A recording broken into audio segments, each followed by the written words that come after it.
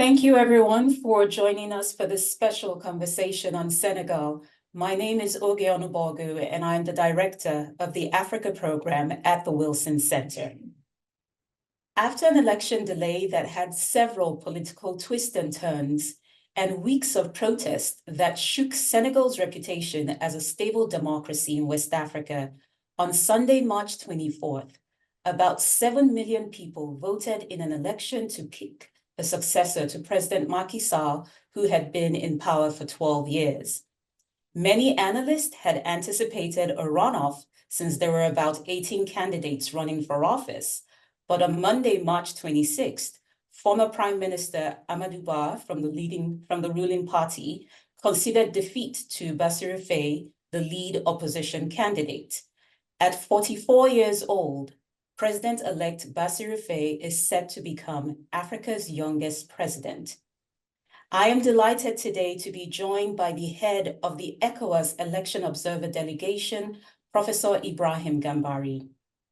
Professor Gambari is a Nigerian scholar-diplomat whose career spans years in academia, government, and international diplomacy. He held the position of Chief of Staff to the President of Nigeria from 2020 to 2023. He previously served as the UN Under-Secretary General and Special Advisor on Africa. He was also a permanent representative of Nigeria to the United Nations and a former Minister of Foreign Affairs of Nigeria. Currently, Ambassador Gambari is the founder and chairman of the Savannah Center for Diplomacy, Democracy, and Development, a non-government think tank that focuses on research, policy studies, and conflict prevention and resolution, as well as democratization and development in Africa. Prof, thank you so much for joining us from Dakar, Senegal today. It's a pleasure. Thank you very much for having me on. Thank you. And I know it's such an exciting time in Dakar. You led the ECOWAS Election Observer Delegation. As we know, these elections in Senegal almost didn't happen. But as we see the reports coming from ECOWAS has described the election as significant to the consolidation of democratic governance in Senegal and in the West African region. We would love to hear your assessment on the elections thus far and the outcome from these elections. Thank you very much. The election overall went peacefully, smoothly, and the outcome was very clear and clearly reflected the wish of the electorate. And I believe, therefore, that the government of Senegal, as well as civil society organizations, the women's group, the youth group, and the entire people of Senegal should be proud of the outcome of this election process and the outcome, because if you look at the event before 6th of March, compared with the events after the 6th of March, they're very different. But the outcome reflects the determination of the people of Senegal to maintain their democratic credentials. They are among the first countries to return to multi-party democracy in our region, in Africa.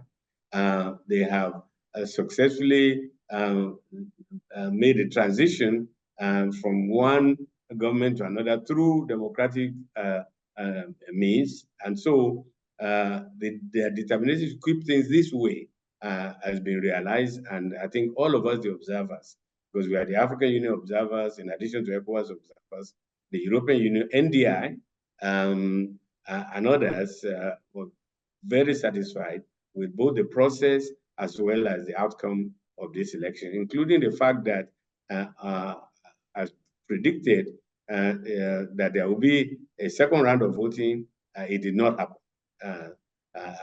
Even the fact that both President Macky Sall, the outgoing president, or outgone president, depending on how you look at it, and incoming president, and the former Prime Minister Amadou Ba, who recorded the second largest number of votes, both of them called Bassirou Faye to congratulate him on his election. That's very, very positive indeed. There are some other challenges, but they are minor, and this will be contained in our report. to ECOWAS in terms of how to improve both the process and the general manner in which the elections have been conducted. Yes. Thank you so much, Prof. And with President-elect Bassirou Faye, he is at 44 years old. He is set to become the youngest president in Africa. And many have viewed these elections in Senegal as a referendum by youth saying they want to see something different.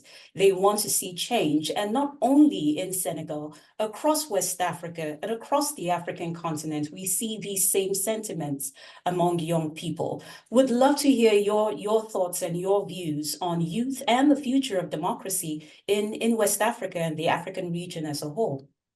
Well, I did mention in my consultations that although ECOWAS Observer Mission, which I was privileged to head, is one of a number of observer missions, our observation mission is special because this election is taking place in an ECOWAS country, but also at a time when the number of anti-democratic forces pushing back on the gains that have been made by ECOWAS in the area of democratization, rule of law, and good governance. So, but the role that we saw here of civil society group, women's group, the youth group, really extremely encouraging. And I believe these forces are present in West Africa, varying degrees, of course, but it's like this is the period for the youth to express themselves and that their concerns and their interests are properly accommodated in the political process.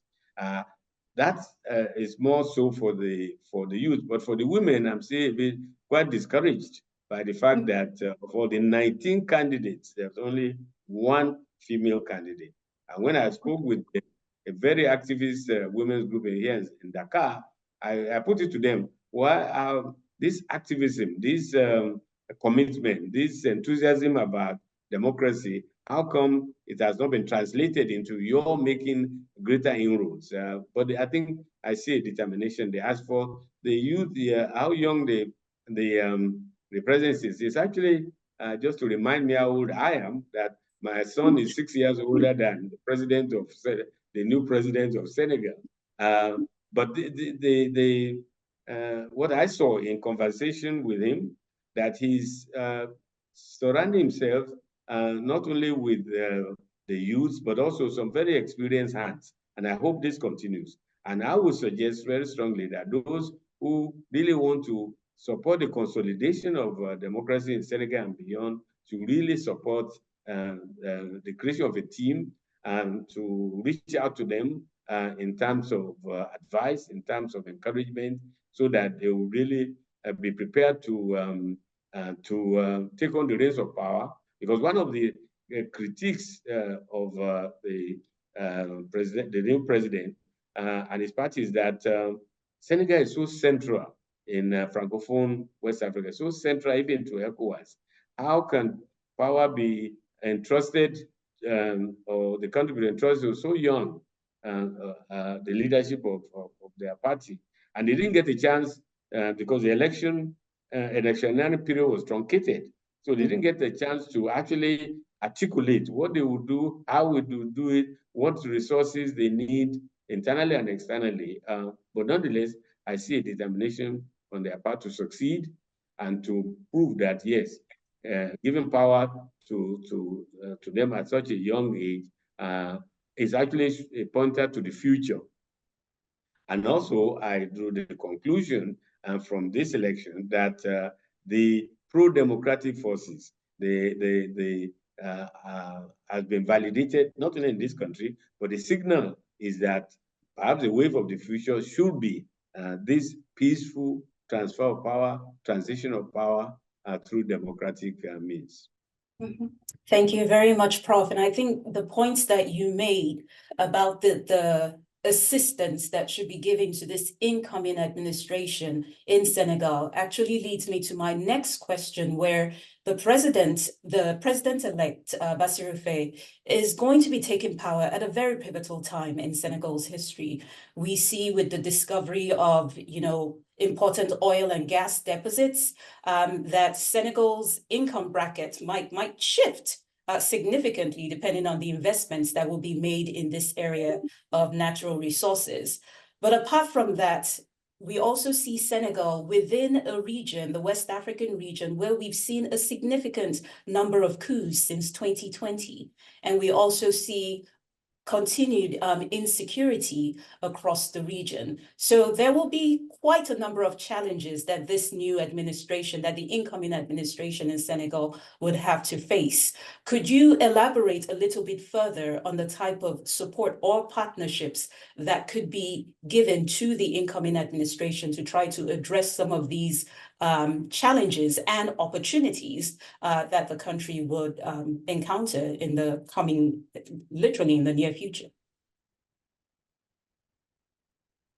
Yeah, well, that's a very good question.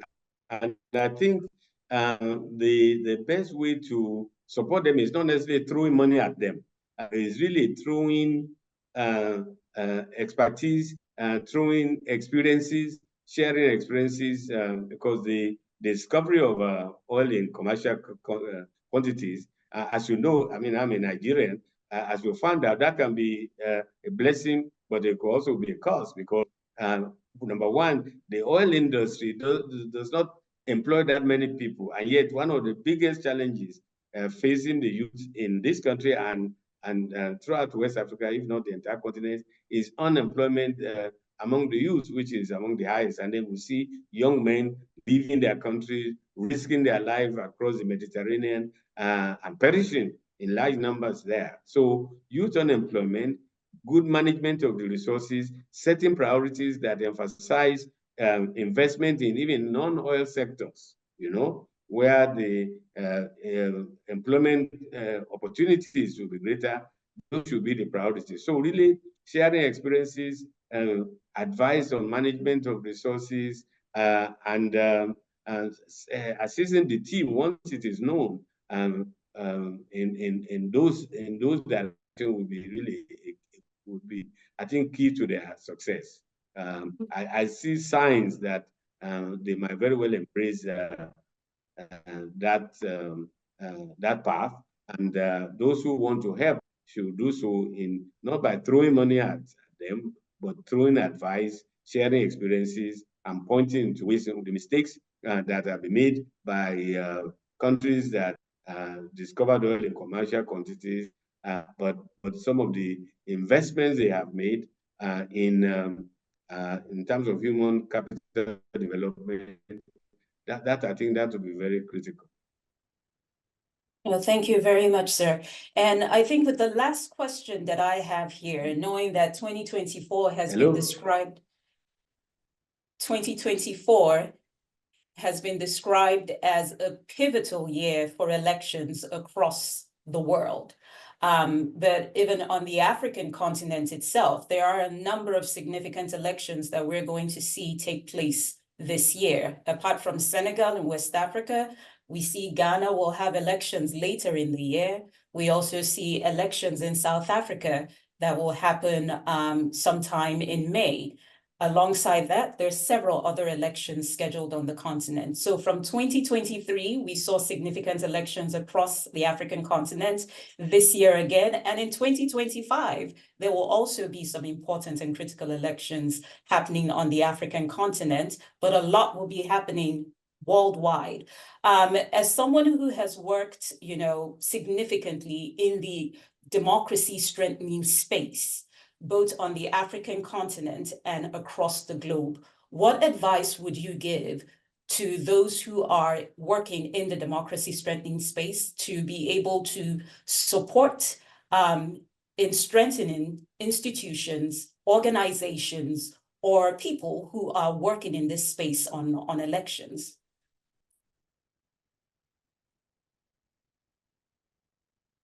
Well, it's again a very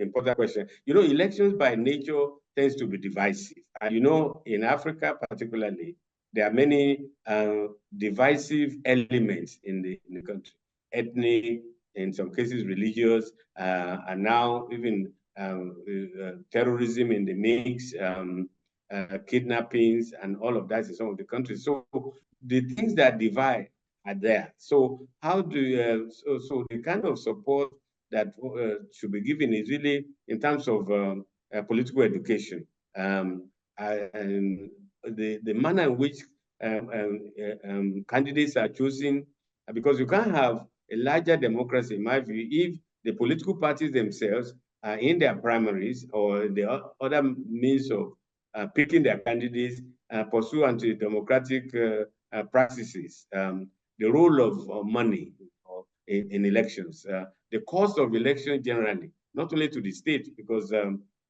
even here in Senegal, we got an authority that it costs 14 billion CFA, to run.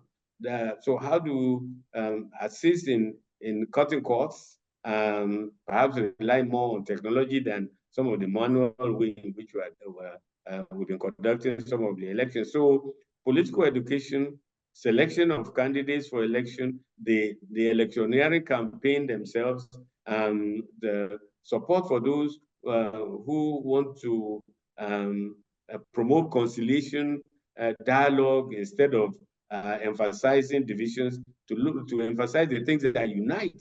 And one of the common elements is, of course, to show that democratic principles and the protocols that the ECOWAS, for example, countries have signed, the AU members have signed, to be implemented. And ultimately, election is not an end by itself, by no means, but it means to the greater good of the people through good governance. So in choosing, in making decisions, and choosing between the parties and those to lead the country, then we have to look at their credentials, their backgrounds, what are they offering, and any record of achievement. These are the things that I believe should be emphasized. Globally too, democracy is not only coming under challenge in West Africa, but also, there are several other parts of the world, Russia, even the United States itself. So how do we strengthen democratic institutions? And it is very critical. In Senegal, it is precisely those institutions that that support the civil society and other pro-democratic groups that backed them and made rulings that allowed the country to move from the as I said, 6 March event, where the election was postponed. There were issues whether there would be a third term for the president or not, what happened in parliament and all of that, that will minimize the factors that point in that direction and maximize and promote factors that allow the institution to function, where the Constitutional Council decided, yes, elections will proceed. The beat back challenges of those who wanted to postpone the election, and then ultimately also stood firm that come April 2nd, when the tenure of the outgoing president will expire, he must vacate the office, and that somebody else would have to do the second round of the election, while the elections that we just witnessed, if it had not been concluded in the first ballot. But fortunately, it didn't happen, and the election decided in the first round. So really strengthen the institutions, political education, technical competence of the electoral officials, the impartiality. These are the factors that needs to be promoted and supported. Thank you very much, Prof. You made a very important point here that elections do not equate democracy, but elections are a significant benchmark towards building the institutions and strengthening and consolidating democratic institutions in any country. So I think what the elections in Senegal have basically shown us is that democracy, even though it's been under attack and even though there are several challenges, still remains very popular among citizens in Senegal, in West Africa, and people value the opportunity to be able to select their own leaders. Thank you so much, and I know we will continue tracking the news coming out from Senegal over the next few days, and also the news coming out from the region. It is a trying time for the West African region, as I mentioned, as we've seen coups and challenges with governance. But this news here from Senegal and the lessons that we've learned from here, hopefully these could be applied as we continue looking at how we strengthen the institutions of governance in West Africa and across the African region. Ambassador, thank you so much for joining us from Dakar today, and please enjoy the rest of your evening. Thank you very much for the opportunity to have this exchange with you. But I leave here delighted that what's happened here is a signal that this West Africa is capable of those who have the work to consolidate, but also to show that this is a much better and preferred path to good governance. Thank you so much, Prof. Thank you. Thank you.